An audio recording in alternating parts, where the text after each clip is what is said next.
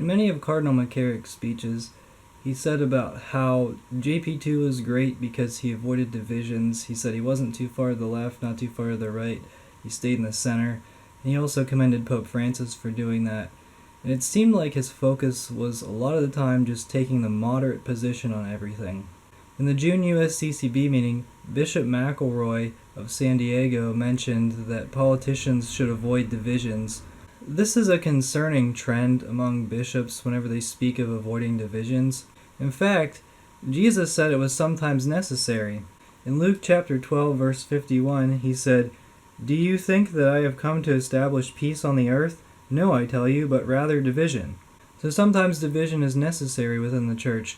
Now, I think in terms of protesting the corrupt clergy, I think, we need to unite. We shouldn't be divided on that. We should definitely be united on that, in trying to purge the church of these corrupt individuals.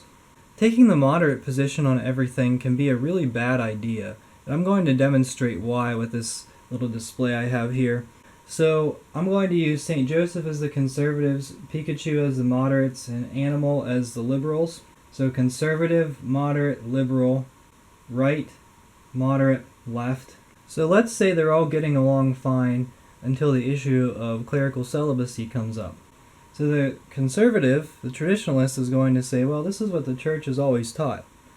The liberal, on the other hand, is going to say, well, I think clerical celibacy should be optional. So he takes a step farther to the left. So the moderate position is in the center. If you're going to stay in the center, you're going to shift a little bit further to the left. The moderates are going to say, well, there's value to each side of the story.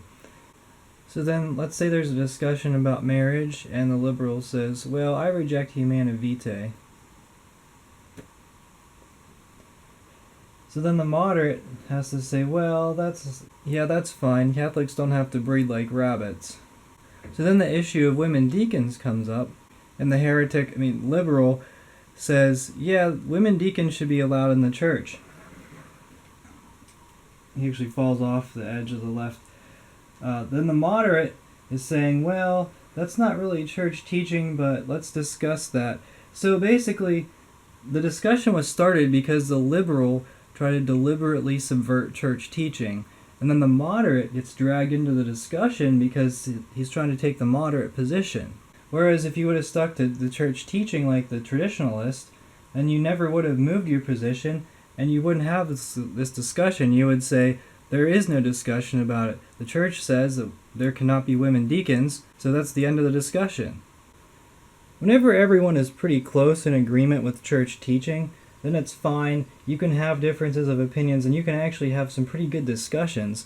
So then they can discuss things like, what is the best type of art to use in the church, and like new church design. We want to make our church unique, but still respect the traditions of the church. But then, the second you say the Communist government of China should appoint their own bishops, then the moderate gets dragged further to the left. And this is the problem, is that moderates are becoming church liberals. The moderate now has taken the place of the original church liberal. And then once you introduce additional ideas like, oh, it's good that the Vatican issued a postage stamp of Martin Luther to commemorate the 500th anniversary of the Reformation, the moderate tries to reason why the liberal is doing what he's doing and tries to legitimize the point of the liberal. So the moral of the story is you can't be moderate for the sake of being moderate. You can't avoid divisions for the sake of avoiding divisions. If any cleric says that in any kind of speech, then be very concerned.